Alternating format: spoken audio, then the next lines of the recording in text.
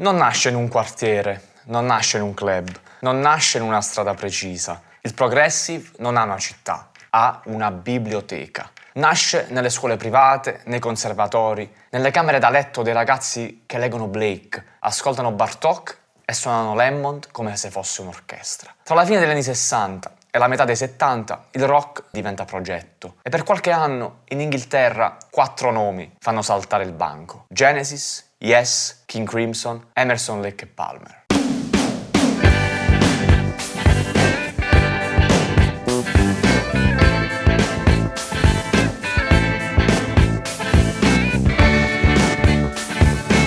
Avevamo lasciato il rock nel momento della sua massima esposizione collettiva. Festival, masse, utopie condivise.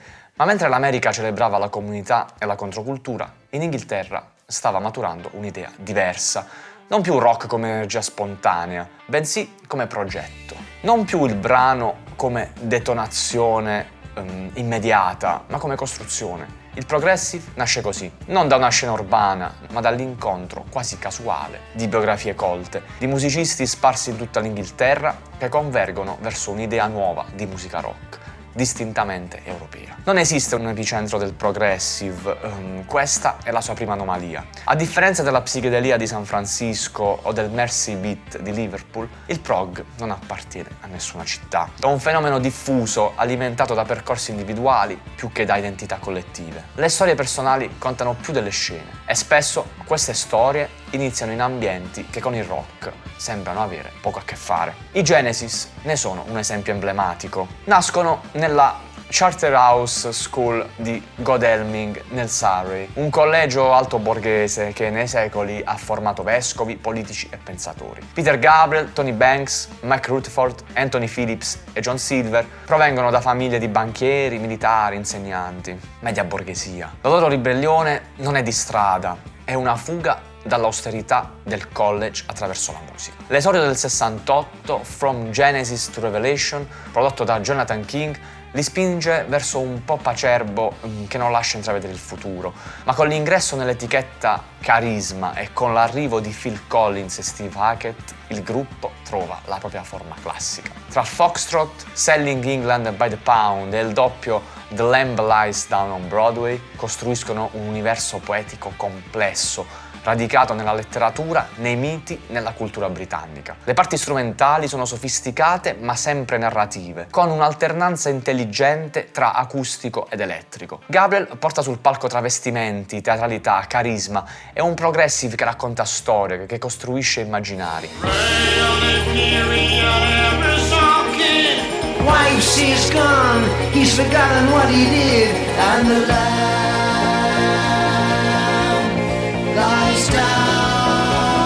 Quando Gabriel abbandona il gruppo per la carriera solista, i Genesis si trasformano progressivamente in un trio: Collins, Banks, Rutherford, e negli anni successivi abbracciano una forma più canonica di pop rock, vendendo oltre 150 milioni di dischi. La parabola è significativa, dal concept visionario al successo globale, non tradimento, mutazione. Gli Yes invece rappresentano un'altra declinazione del progressive. Se i Genesis puntano sull'intensità espressiva e sull'immaginario, gli Yes incarnano il virtuosismo e la spettacolarità.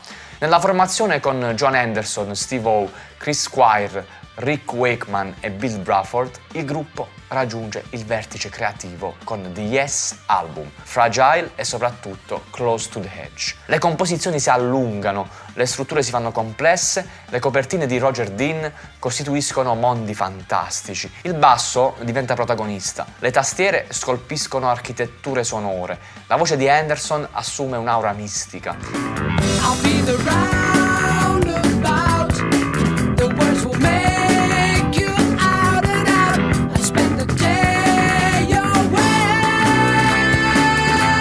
Negli anni 80, con 19125 e l'ingresso di Trevor Rabin sotto la produzione di Trevor Horn, la band si rinnova e torna al successo con un linguaggio più radiofonico, dimostrando ancora una volta quanto il progressive sia capace di trasformarsi.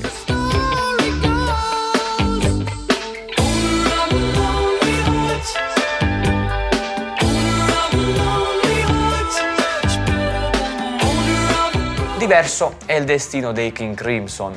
L'unica vera costante è Robert Fripp, chitarrista inquieto e instancabile sperimentatore. Il debutto del 69 con In the Cart of the Crimson King è una frattura. 21st Century Schizoid Man porta nel rock un'energia tagliente, jazzistica, quasi proto-metal. Ma Fripp non cerca stabilità. Le formazioni cambiano continuamente, le direzioni artistiche pure. In The Wake of Poseidon dialoga con l'idea sinfonica dei pianeti di Gustav Holst. Lizard accentua le influenze jazz.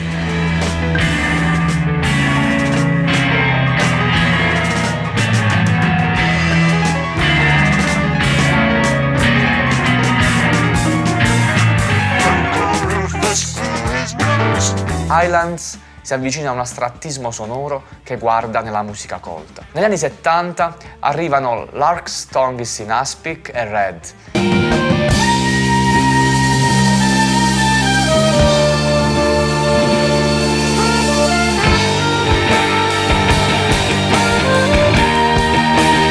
Negli anni 80 Discipline, negli anni 90 Track, con l'esperimento del doppio trio, 2 chitarristi, 2 bassisti, 2 batteristi. I Crimson si rinnovano costantemente, sacrificando il successo commerciale per la libertà artistica. Diventano un laboratorio permanente. Emerson, Lake e Palmer invece rappresentano il lato monumentale e spettacolare del progressive.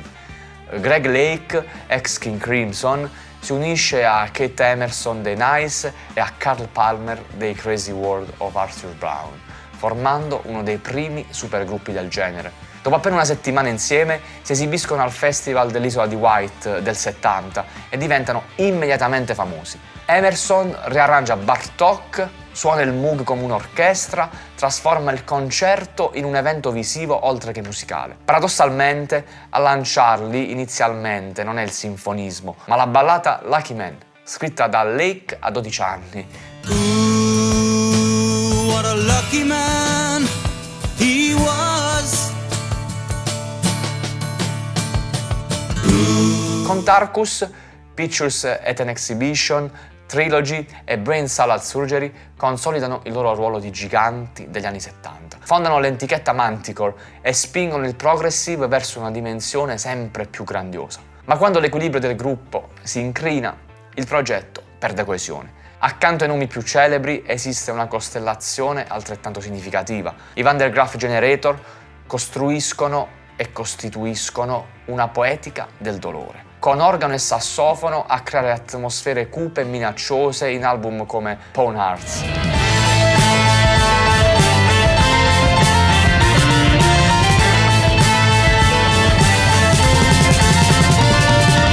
I Gentle Giant incarnano forse la quintessenza tecnica del prog, con cambi metrici, contrappunti vocali, contaminazioni classiche jazzistiche. Gnoz sembra un madrigale trasposto nell'elettricità.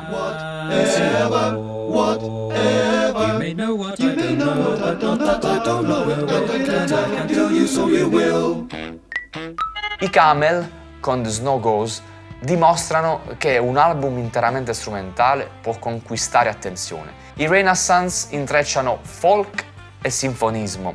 I Barclay James Harvest sviluppano armonie vocali ariose. Gli Atomic Rooster introducono un'impronta hard e dark. E poi c'è Canterbury, l'unico luogo che può rivendicare una vera scena locale. Soft Machine, Caravan, Gone Hetfield and North. Qui il progressive si intreccia con il jazz rock e con un gusto surreale tipicamente britannico. I Soft Machine, soprattutto con il doppio third, abbandonano in larga parte la forma canzone per lunghe composizioni improvvisative. I Caravan, con In the Land of Grey and Pink, costruiscono un equilibrio più melodico. Standing on a golf course, dressed in PVC, I chanced upon a golf girl selling cups of tea. I Gong sviluppano una mitologia cosmica visionaria e un progressive meno monumentale, più intellettuale e spesso seguito da un pubblico ristretto ma fedele. L'età d'oro del genere si colloca tra il 72 e il 75. È un momento in cui tutto sembra possibile. Le tastiere Hammond, Mellotron, Moog dominano il paesaggio sonoro. Le suite si allungano, le copertine diventano opere d'arte e i concerti esperienze immersive. Per qualche anno il rock crede davvero di poter diventare musica totale, ma proprio qui emerge la fragilità del progetto. Più la forma si espande, più rischia l'autoreferenzialità. Più la tecnica si affina, più si allontana l'urgenza immediata. Il progressive è un tentativo straordinario di maturità artistica, ma anche un equilibrio instabile. L'ambizione è la sua forza e il suo limite. Nel 76 arriverà una risposta opposta, più breve, più diretta, più rabbiosa. Il punk non demolirà soltanto un suono, ma un'idea di grandezza. Eppure, senza quei giganti gentili, il rock non avrebbe mai imparato a pensare in grande, non avrebbe osato costruire cattedrali sonore, né dialogare con la tradizione colta, e nemmeno spingersi verso territori di sperimentazione radicale. La domanda non è se il progressive sia stato eccessivo, la domanda è cosa sarebbe il rock senza quell'eccesso. In uno dei prossimi episodi entreremo nella frattura, dalla complessità alla sottrazione, dalla suite alla scheggia, perché ogni cattedrale, prima o poi, viene contestata dalla strada.